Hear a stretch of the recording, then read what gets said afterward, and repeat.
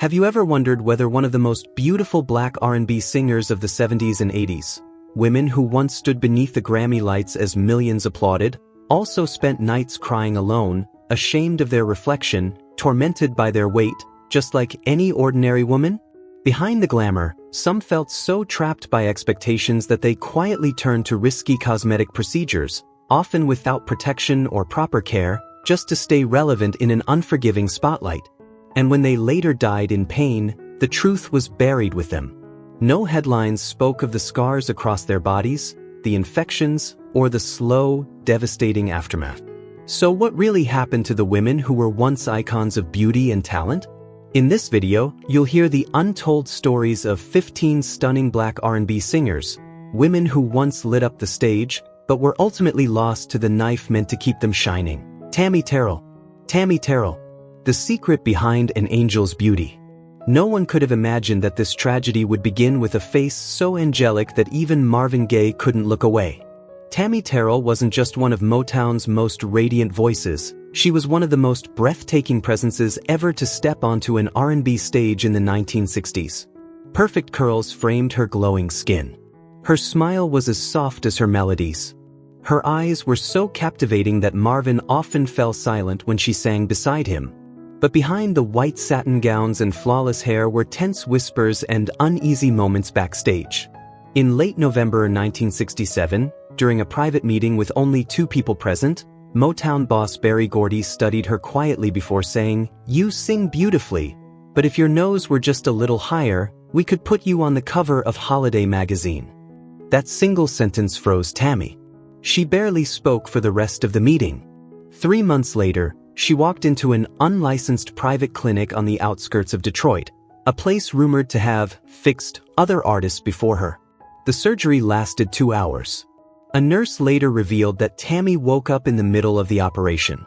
The anesthesia was too weak. Her eyes were wide open, sweat soaking her face, but her mouth was clamped shut. She couldn't scream. After that day, everything changed. Tammy began fainting without warning. Crushing headaches followed. Her hair started falling out in patches. People blamed stress. No one knew the truth. By October 1969, Tammy collapsed on stage in Virginia. Doctors diagnosed her with a recurring brain tumor.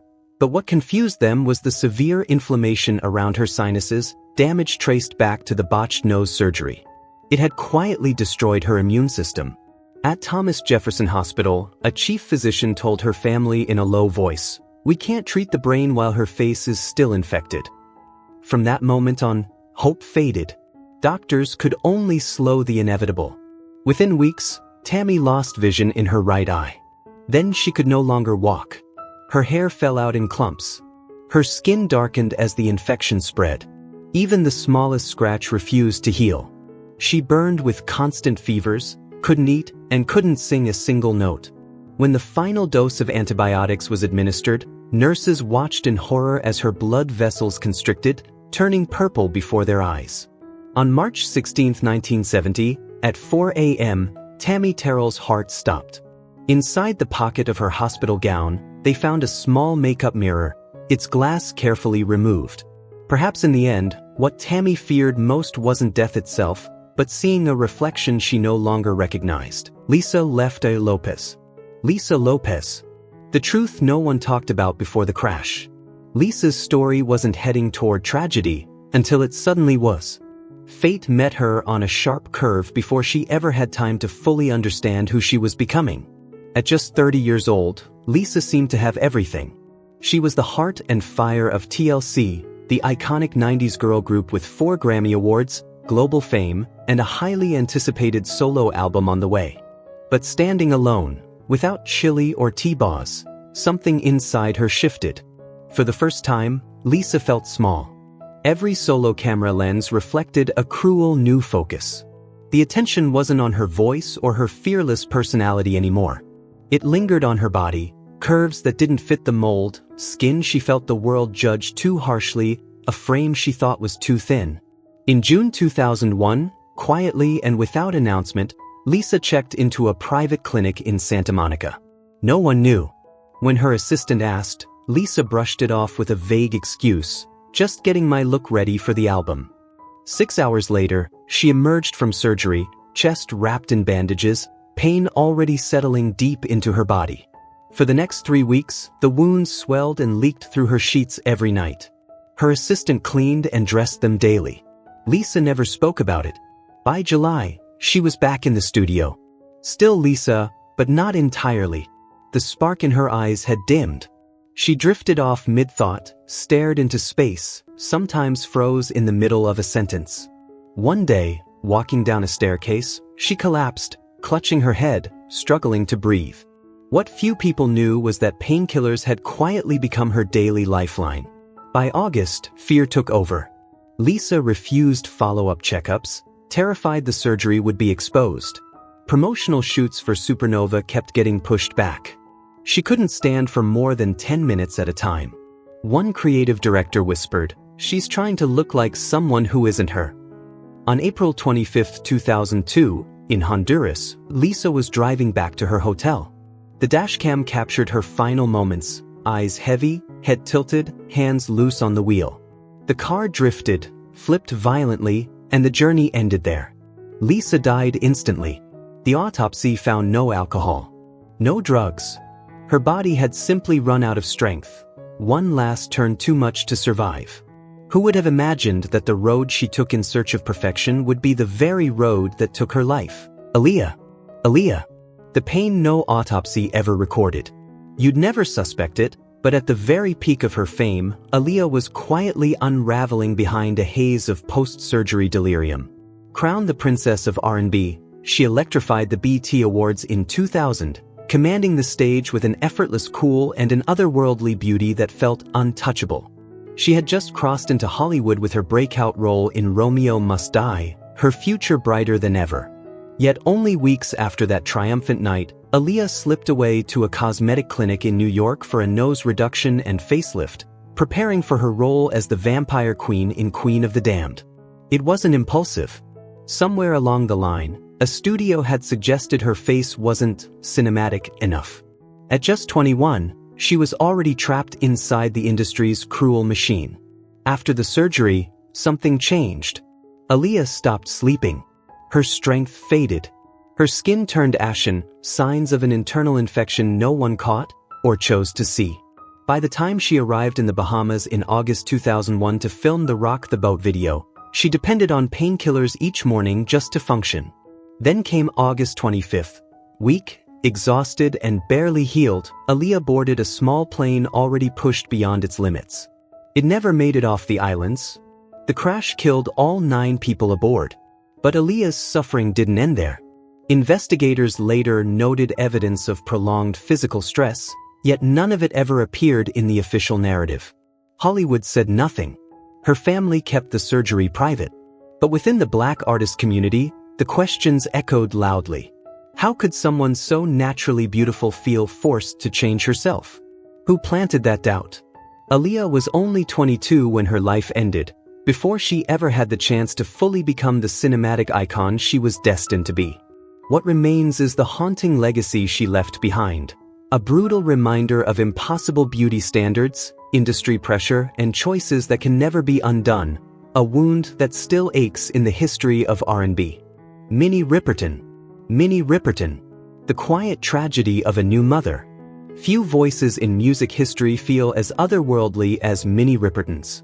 In Loving You, her sound floated effortlessly across 8 octaves, soft and pure, as if it were gently rocking the entire world to sleep. In 1975, she appeared radiant on the Grammy stage, glowing in a white gown, her smile full of joy as a brand new mother. But behind the applause, cruel whispers followed her. Minnie's gained weight. She's not the soul goddess anymore. No one said it directly, but the message was clear. The phone rang less. The offers slowed.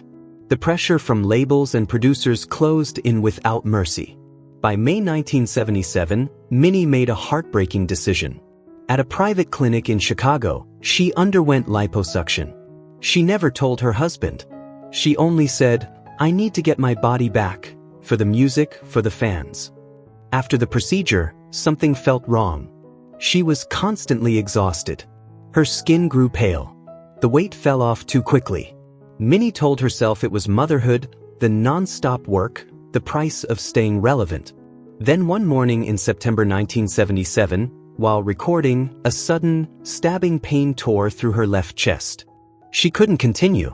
Her assistant helped her up, and by the end of the day, doctors suspected a breast tumor. Weeks later, she was called into a quiet room and told the truth: it's malignant. And it's spreading fast. The silence was crushing. Minnie broke down in tears, terrified, not just of losing her voice, but of losing her life. Of never walking her child to school. Of never simply growing old.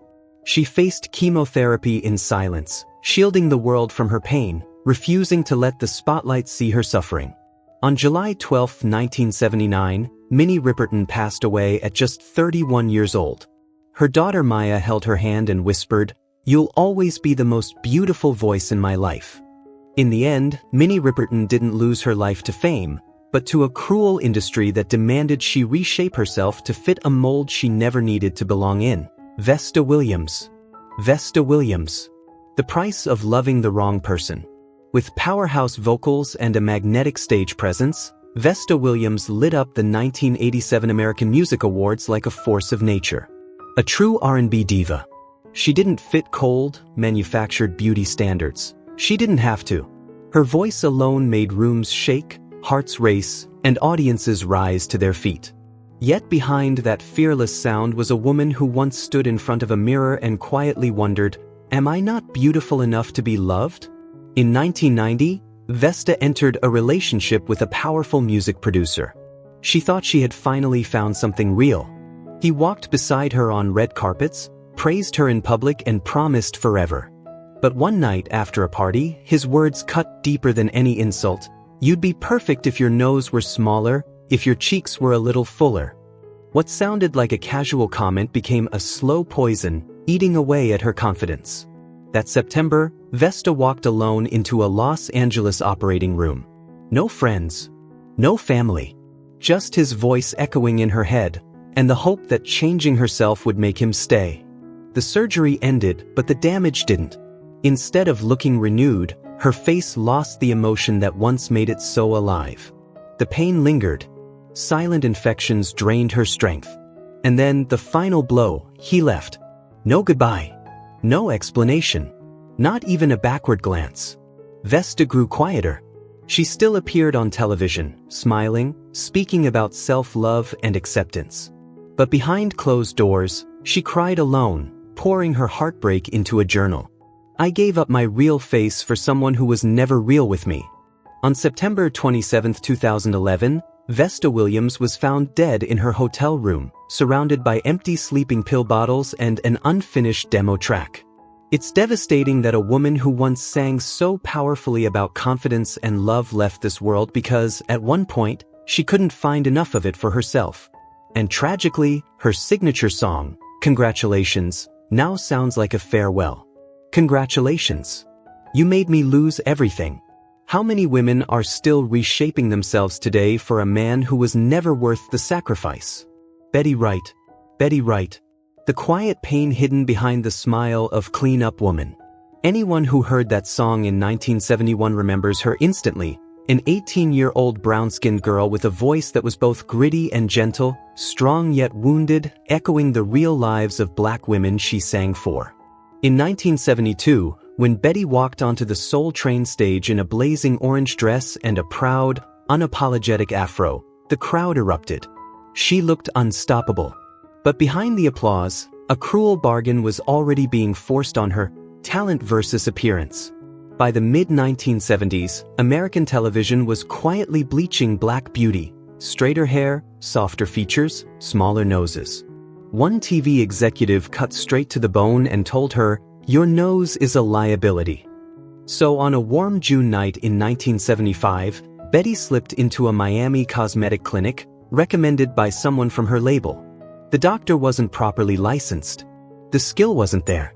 And the price would be devastating. The surgery went wrong. An infection followed. She was bedridden for nearly a month. Betty told no one the truth, only saying, "It's just the flu." But from that moment on, her body was never the same. Fatigue set in.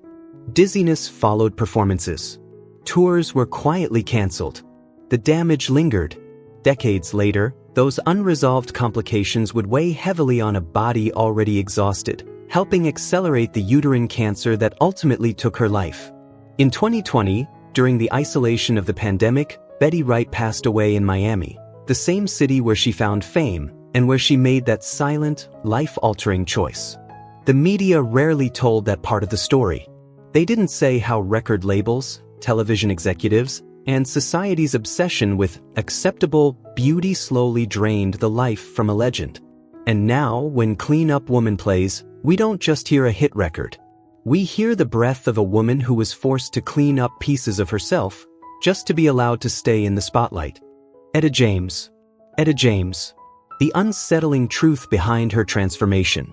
Long before At Last made her immortal, Etta James was already a force of nature in R&B.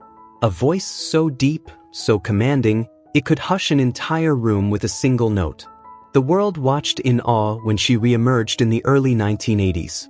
After years lost to addiction, jail time, and dramatic weight gain, Etta returned looking leaner, sharper, almost reborn. Headlines praised her discipline. Fans called it a miracle of willpower. But the truth was far quieter and far more dangerous. That change began one rainy April night in 1980 in Los Angeles. Not in a hospital, not under the care of a famous surgeon, but inside a small cosmetic clinic tucked just beyond Beverly Hills, a place whispered about in music circles when someone needed to vanish without questions. The only person beside her was Rick, a makeup artist and loyal friend, the same man who once hid scars on her arms back when she toured in a battered van. The liposuction took longer than planned. Doctors urged her to stay overnight, but Etta refused. 8 hours later, she signed herself out. "I have to be on stage next week," she told Rick, her voice thin, breath uneven. Less than 7 days later, she appeared at a Beverly Hilton fundraiser, visibly slimmer, her waist suddenly cinched, the industry stunned. When asked how she did it, Etta waved it off. Dieting. Morning boxing. But beneath the corset were stitches still healing, fevers burning through sleepless nights no one saw. Her strength faded. Exhaustion followed. Once, she collapsed backstage, unseen by the crowd that still applauded. By 2009, doctors diagnosed Etta with chronic leukemia. Quietly, some admitted her body had been fragile for years, worn down by age, addiction, and complications that were never officially recorded. On January 20, 2012, Etta James died in Riverside, California. The world mourned her voice, her power, her legend. Yet no headline spoke of that night. That surgery. That hidden pain. And that is the real tragedy, not her death, but the truth buried to protect a flawless image. A legend polished to perfection, while the woman beneath it was slowly fading away. Florence Ballard. Florence Ballard. The scar left by a fist. There was a time when Florence stood at the center of the spotlight, microphone in hand, smile bright, her voice carrying the untold pain and pride of Black women whose names history rarely remembered. In the mid-1960s, she was the heart and soul of the Supremes, the one who named the group, the one who brought raw gospel fire, the one Motown noticed first. But in Detroit, the spotlight was never shared equally. As Diana Ross's name began creeping onto album covers, Florence was quietly pushed aside, first off lead vocals, then out of the very group she had helped build. After leaving the stage, Florence retreated into family life, raising 3 children beside a husband as frustration slowly turned into despair. Then, one July night in 1967, his drunken anger turned violent. A single punch broke her nose, leaving a visible bump, an insult permanently carved into the face of a woman once hailed as iconic. A week later, Florence walked back into Motown, clutching one last fragile hope. The PR team didn't soften the message. Fix your face and maybe we'll talk. No contract. No guarantees. Just a vague promise. And Florence believed it. On August 18th, she entered a Detroit clinic. Her nostrils were narrowed, the tip reshaped, not for beauty, but for survival. Not to be prettier, but to be remembered. Then came the silence. Diana Ross went solo. Florence's name vanished from every stage, every lineup, every future. Disappointment collapsed into depression, then alcoholism. She lost her voice, her income, and eventually her will to keep fighting. On February 22, 1976, Florence Ballard died of heart failure caused by liver complications in a low-income apartment. She was just 32 years old. The altered face never brought her back to the stage. It became the lasting mark of a woman who gave everything for a promise that was never kept. Syreeta Wright. A single surgical cut that quietly set everything in motion. In her early 40s, Syreeta Wright was invited to reunite with Stevie Wonder for a special television appearance. It should have been a celebration. Instead, after 3 pregnancies, she became painfully self-conscious about her body. When a stylist bluntly told her, "You can't wear a bodysuit like this," Syreeta said nothing. She simply nodded and made a decision in silence. On March 21, 1995, in Los Angeles, she underwent liposuction and a tummy tuck. At first, the warning signs were subtle: a low fever, strange bruising along the incision. Still, she pushed through the pain and showed up to perform. Under the studio lights, she smiled like everything was fine. But it wasn't. The inflammation never faded. Infection crept in, slowly weakening her immune system. Months later, doctors discovered a malignant lump in her breast, but by then her body was already too fragile to endure aggressive chemotherapy. Syreeta Wright passed away on July 6, 2004, from metastatic breast cancer. And those closest to her believed the surgery didn't just remove excess skin, it shattered her body's last line of defense. The operation meant to restore her confidence ultimately robbed her of the strength to fight for her life and took her away from her daughter's arms forever. Mary Wells. Mary Wells. The surgery that stole her voice. After leaving Motown, Mary dreamed of a comeback, a second act that would remind the world who she was. A new record label showed interest, but with one cruel condition. She had to change. Not just her sound, but her face. On June 19, 1966, Mary walked into a New York operating room to have her nasal bone reduced, a request pushed by a PR team determined to erase the old Mary. The surgery itself was meant to be simple. What followed was not. Doctors prescribed antibiotics to prevent infection, but the medication triggered a violent inflammatory reaction in her laryngeal membranes. Her voice turned hoarse. The high notes vanished. The power that once soared across radios and hearts was gone. Singing became painful. Her recording contract was canceled. Live performances stopped. Her main source of income disappeared. Day by day, the very throat that had brought her fame and fortune became a constant, aching wound. She faded into quiet obscurity until years later, when doctors discovered laryngeal cancer. On July 26, 1992, Mary Wells passed away. But in truth, she had been dying for decades. That single prescription didn't just take her voice. It took her hope, her future, and ultimately her life. Natalie Cole.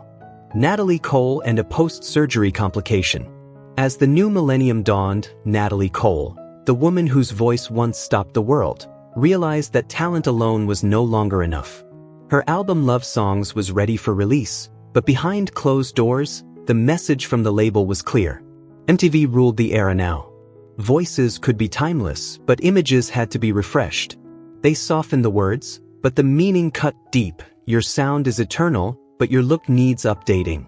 The pressure didn't come from fans. It came from legacy. Natalie wasn't just an icon. She was Nat King Cole's daughter, a survivor who had already battled addiction, illness, and public scrutiny. Falling behind was not an option.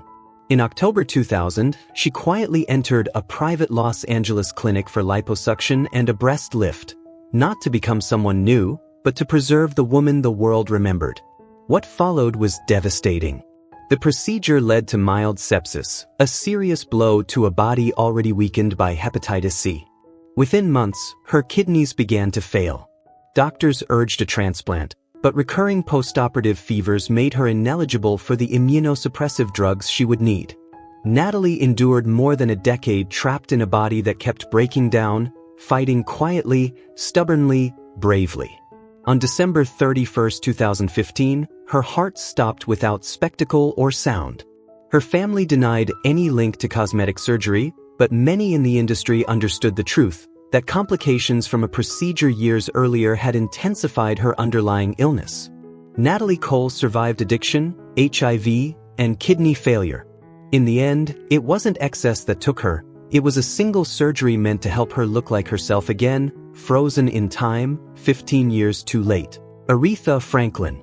Aretha Franklin. A single incision that slowly silenced the Queen of Soul. As the Queen of Soul, Aretha Franklin commanded the world with nothing but her voice. She didn't need glamour, designer gowns, or perfect lighting. One note from her was enough to demand respect. But by the mid-1970s, the industry began whispering a cruel criticism: she wasn't camera-friendly. And even Aretha, the woman who turned respect into a feminist anthem, eventually bowed to that pressure. In March 1975, she quietly underwent a facelift and nose reduction in New York. No press, no announcement. And it wasn't about vanity. The real trigger was humiliation. During an NBC taping, a director reportedly cut all of her close-up shots, claiming her angles didn't translate well for national television. Aretha erupted in anger, then went home and cried alone that night. The surgery improved her on-screen image, but it came at a devastating cost. Chronic infections followed. Her sinuses and lymph nodes never fully healed. Over time, her immune system weakened. Fatigue set in. Her legendary voice, once effortless, began to crack without warning. Still, Aretha never stopped singing. She kept performing. She still reached the high notes. But fewer people saw her smile. When she was diagnosed with pancreatic cancer in 2010, doctors later revealed that decades of inflammation had reduced her body's ability to respond to treatment. She fought bravely for years, until her passing on August 16, 2018, in Detroit. Fans mourned her as a warrior. Yet few knew that a single decision in 1975, to fit a camera frame, may have opened the door to 40 years of quiet physical decline. For Aretha Franklin, perfection was never about skin or a nose bridge. But the industry taught her a brutal lesson. Sometimes, all it takes is one bad camera angle for people to forget the voice that once changed history. Sarah Dash. Sarah Dash's comeback quietly died long before the world noticed.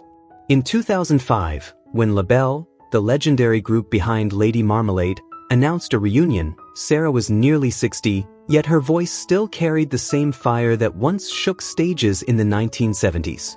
But during her first costume fitting, a backstage staffer casually joked, "We'll need a little tweaking to balance the poster."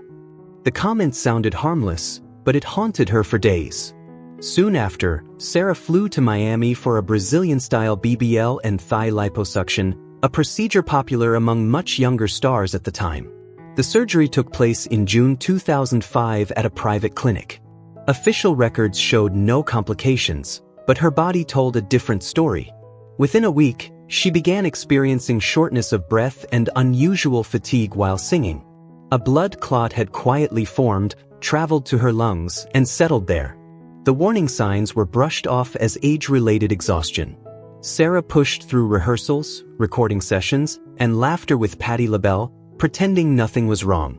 Until September 20, 2021. After a small church performance in Trenton, she suddenly collapsed.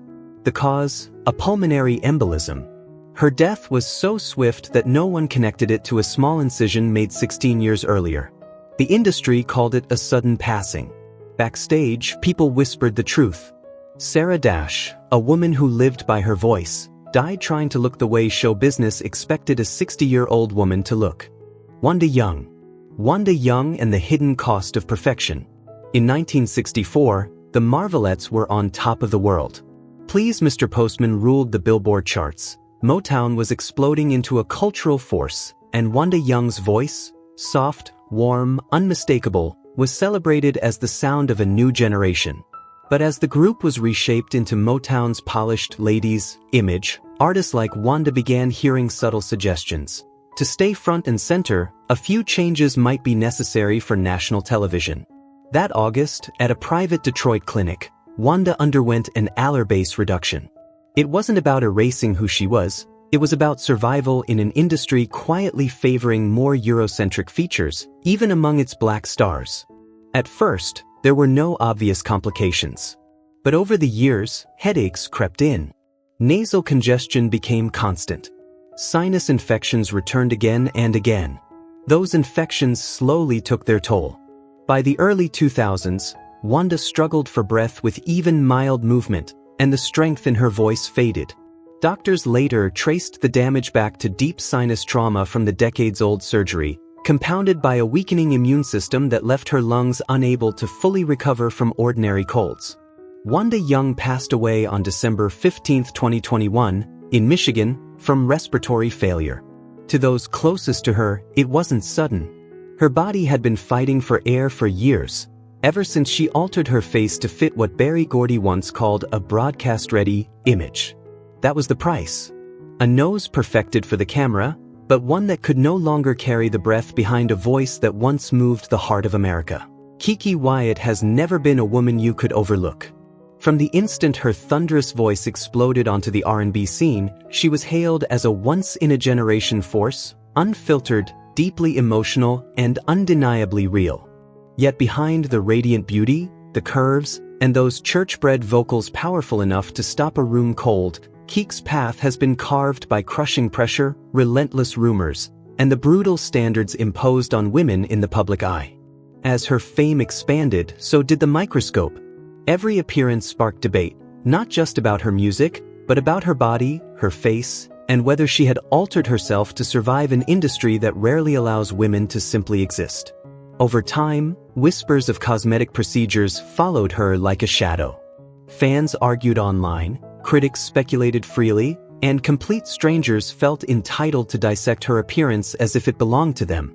In an age obsessed with filters, sculpted perfection, and endless comparison, Keke became yet another reminder of how celebrity can turn a woman's body into a battlefield. What set her apart, though, was her refusal to shrink or stay silent. She spoke candidly about self-image, motherhood, trauma, and survival, exposing how deeply it cuts when you're constantly told you're either too much or never enough. Behind the headlines and speculation stands a woman who survived abusive relationships, profound personal loss, and the suffocating demand to appear flawless while carrying unbearable emotional weight. Cosmetic perfection, real or rumored, became a symbol of a harsher truth, the price of remaining visible in an industry that profits from beauty but punishes authenticity. And still, Keke Wyatt endures. Not because she conformed, but because she refused to. Her voice became her shield. Her honesty, an act of rebellion. We've just stepped inside the operating rooms of 15 black female R&B artists, places where surgical blades promised eternal glamour but instead stole careers, health, and in some cases, lives. They were once divas, soul royalty, Grammy-winning icons. Many faded away quietly, surrounded by anesthesia, scars that never healed, and dreams left unfinished. Whose story hit you the hardest? Drop a comment below. And if you want to keep uncovering the hidden truths behind the shine of music stardom, don't forget to like, share, and subscribe. Because the secrets don't stop here.